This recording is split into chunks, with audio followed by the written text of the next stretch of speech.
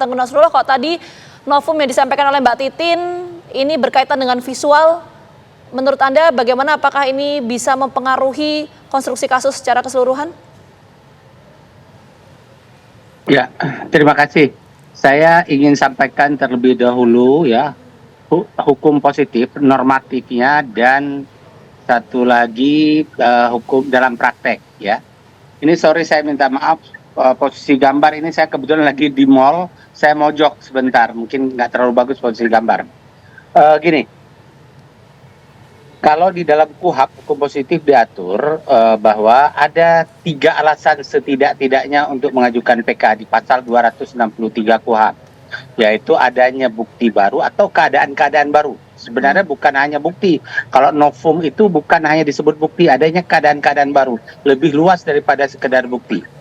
Yang kedua adalah ada kekhilafan hakim yang sangat nyata, atau kekhilafan atau kekeliruan hakim yang sangat nyata. Itu juga harus dibuktikan nanti di persidangan, persidangan awal. Jadi PK ini ada 2 persidangan loh. Satu lagi adalah pertentangan antara satu putusan dengan putusan yang lain. Misalnya saya dan A, B, C, D dituduh membunuh saya, ya, bersama-sama. Si A dibebaskan, B dibebaskan, C, D yang dihukum. Nah, itu adalah pertentangan satu putusan dengan yang lain. Ya. Nah, oleh karena itu juga bisa dijadikan alasan PK. Nah, persoalannya sekarang adalah PK yang diajukan oleh kuasa hukum Sakatata ini, kalau saya menyimak tadi lebih kepada adanya novum, keadaan baru ya. Nah, silakan, karena nanti akan bukti-bukti yang diajukan ini sebelum dikirim berkasnya ke Mahkamah Agung akan diuji dulu di pengadilan negeri setempat. Pengadilan negeri yang mana ini? Kita saya nggak tahu, mungkin dulu di awalnya di Bandung ya, mungkin di Pengadilan Negeri Bandung diuji terlebih dahulu.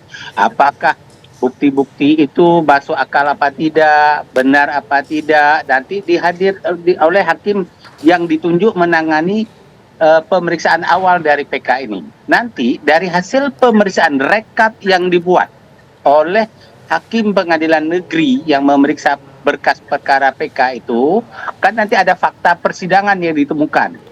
Nah, baru dikirim ke Mahkamah Agung. Oleh karena itu, saya mohon izin tidak boleh memberikan warna terhadap bukti itu. Biarkan hakim sebebasnya dan setepat-tepatnya mempetakan hasil pemeriksaan orang-orang atau bukti-bukti atau keadaan baru yang dihadirkan oleh kuasa hukum Sakatata.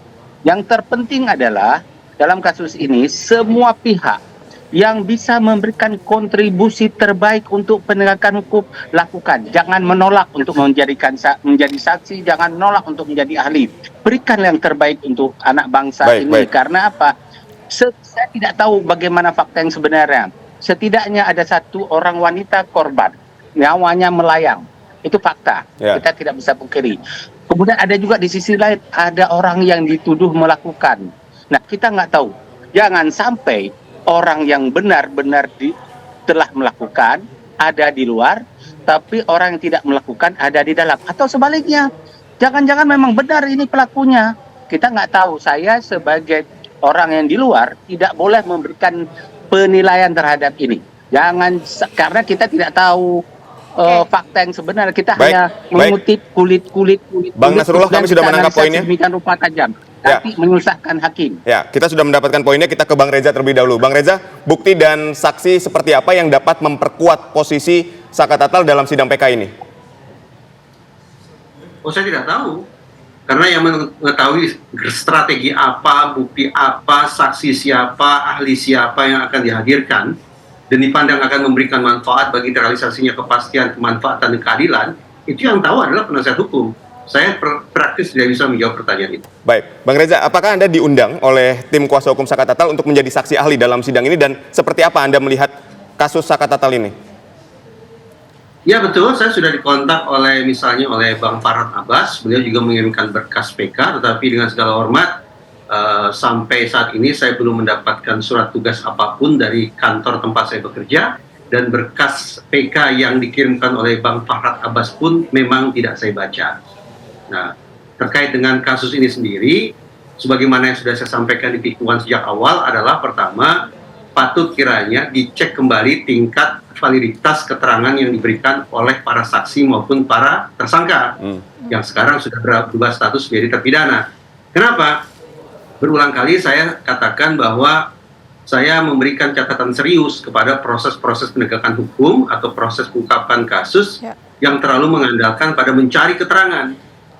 Yang notabene dari sudut pandang psikologi forensik, keteranganlah yang diyakini sebagai sebuah benda yang paling potensial merusak proses penegakan hukum itu sendiri.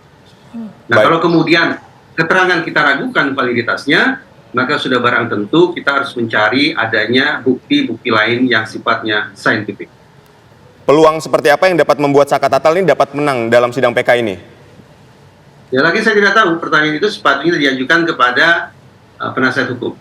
Oke, baik. Nanti kita akan coba dalami lebih lanjut, tapi kita jeda dulu. Sebelumnya terima kasih banyak untuk Bang Reza atas waktunya sudah bergabung bersama kami di Kanal Petang. Sehat selalu. Kita jeda dulu pemirsa, kami kembali hadir saat lagi untuk Anda. Oke, kita saat ini sudah terhubung juga bersama dengan Saka Tatal. Selamat sore Saka. Oke, Saka Tatal, mungkin yang pertama ini ya, yang jadi keinginan atau dasar Saka Tatal pengen ngajuin PK itu apa sebetulnya? Karena Saka ini tidak merasa bersalah dan Saka ini tidak pernah melakukan apa yang dituduhkan. Saka ini minta keadilan supaya nama baik Saka itu pulih kembali seperti dulu lagi. Baik. Oke. Nah, ini gimana ceritanya? Kenapa Saka Tatal yakin bahwa Saka Tatal ini nggak bersalah? Karena yang menjalankan Saka, bukan orang lain. Jadi Saka yang tahu keadaan Saka waktu posisi malam kejadian itu Saka ada di mana, sama siapa, kan Saka yang ngalamin, bukan orang lain. Oke, yang dialami Saka Tatal gimana waktu itu? Pas malam kejadian Saka posisi sama kakak saya ada di rumah Adikun. Oke, jadi tidak ada di lokasi kejadian waktu itu ya? Tidak ada. Oke, Baik. kita menuju ke Mbak Titin mungkin ya. Mbak Titin, ada saksi yang akan dihadirkan yang bisa menguatkan pernyataan Saka tadi nggak? Nanti di persidangan peninjauan kembali Mbak Titin. Gini Pak, kalau saksi-saksi dulu kan memang pernah dihadirkan tetapi diarahkan sesuai BAP gitu Pak. Kita juga sedang mempertimbangkan saksi-saksi lain yang kayak kemarin memang adanya kehadiran Dede yang tiba-tiba yang sebetulnya dulu kenapa 8 orang itu ditangkap? Karena ada pengakuan dari Dede dan Aek yang menyatakan melihat terjadinya kejar-kejaran, melihat pemukulan dan menyebutkan secara spesifik siapa-siapa saja pelakunya. Kita juga sedang mempertimbangkan itu apakah bisa dihadirkan atau tidak. Karena kalau misalnya Dede menyatakan dia tidak pernah melihat peristiwa tersebut, berarti apa yang terjadi 2016 pada tanggal 27 Agustus itu memang tidak pernah terjadi. Jadi mudah-mudahan kita juga dengan tim sedang menggodok itu, apakah ada saksi-saksi, karena kan sekarang bermunculan saksi-saksi yang awalnya tapi begitu sulit mencari saksi Mbak. Itu Mbak. Baik, Mbak Titin, selain pemulihan nama baik dari Saka Tatal bahwa Saka Tatal ini bukanlah pelaku pembunuhan Vina dan Eki, tuntutan dari kuasa hukumnya apa Mbak? Sebetulnya kalau untuk PK itu dulu yang sangat kita perlukan adalah pemulihan nama baik Saka dan mengembalikan harkat dan derajatnya. Kita fokus ke itu dulu Mas. Baik.